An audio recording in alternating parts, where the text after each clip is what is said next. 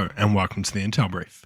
Today is Wednesday, 5 November. I am your host Daniel, and today we're going to talk about Brussels airport has been closed due to drone sightings. German police have conducted an international crackdown on suspected fraud and money laundering networks. And Trump and Modi are speaking frequently as trade talks continue, says the White House.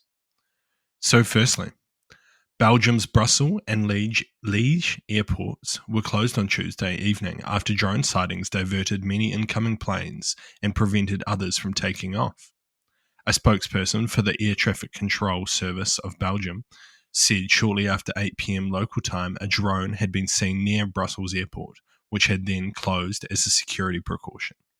Belgium's Brussels airport briefly reopened after 2 hours of disruption, but was then closed again after more drones were sighted. It was unclear when flights would resume. So what? I mean, there's two kind of ways you could look at this, in my opinion.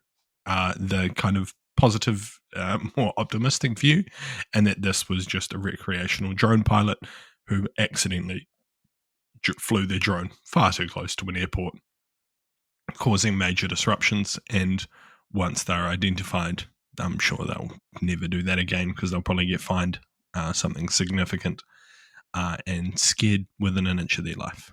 However, the more pessimistic view is that this is just a continuation of Russia's grey zone operations to kind of sow chaos within Europe, and that seems likely, in my opinion.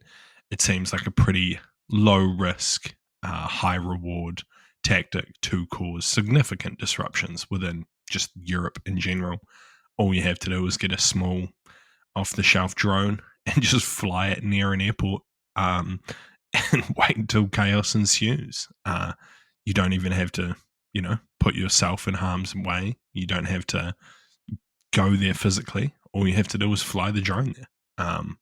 It's probably, if you jailbreak it, it's probably almost impossible to lead it back to yourself. So low risk, high reward operation. I definitely think it's likely that it's the more pessimistic outcome. And it's also, we've been seeing similar stuff across Europe.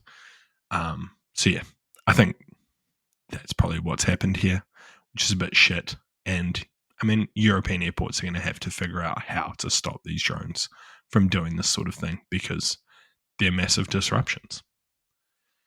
And next, Germany's Federal Criminal Police Office said on Tuesday that it conducted an internationally coordinated action against alleged fraud and money laundering networks that compromised German payment service providers and racked up damages of hundreds of millions of euros.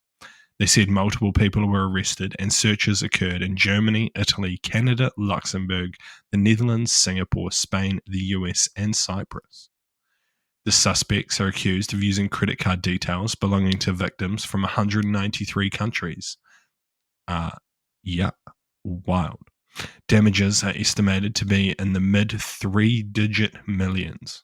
So what? Not really much to add here, just that, fraud and scams continue worldwide, but police are working to crack down on it. It's a pretty high level of coordination between all of those countries to be conducting arrests simultaneously around the globe in multiple different time zones. So a pretty cool operation to dig into if it's your sort of thing. So I don't know, something cool. Good to see that police are still cracking down on these types of crimes because, times are tough. People can't really be getting scammed out of millions without really knowing about it. So lastly, US President Donald Trump speaks often with the Indian Prime Minister Narendra Modi, and trade talks from both countries continue, the White House said on Tuesday.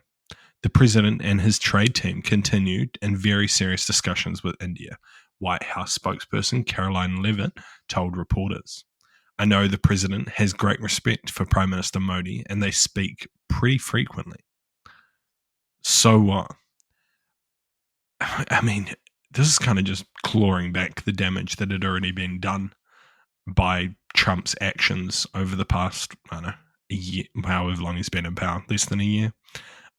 His tariffs caused significant disruption between the relationships of India and the US. And then to add on top of that the H-1B visa kind of issues around hiking the price to 100 grand has also really upset the Indians. And all of these actions have pushed them towards China, to be completely blunt. And relations between those two countries are at an all-time high, which is something the US really doesn't want. The US wants to keep India and China apart as the two biggest population centers in the globe. If they were to, team up, then it could be pretty bad for the geopolitical standing of the West. But I don't know. I see this as Trump just trying to fix all the kind of the issues he's created over the last few months. And while it's likely that relationships will be rebuilt and trade deals will be struck, I'm sure in the greatest ever trade deal there ever was, according to Trump, it'll never get back to what it was. Countries always remember when you upset them and when you somewhat betray them in their eyes, and they never forget.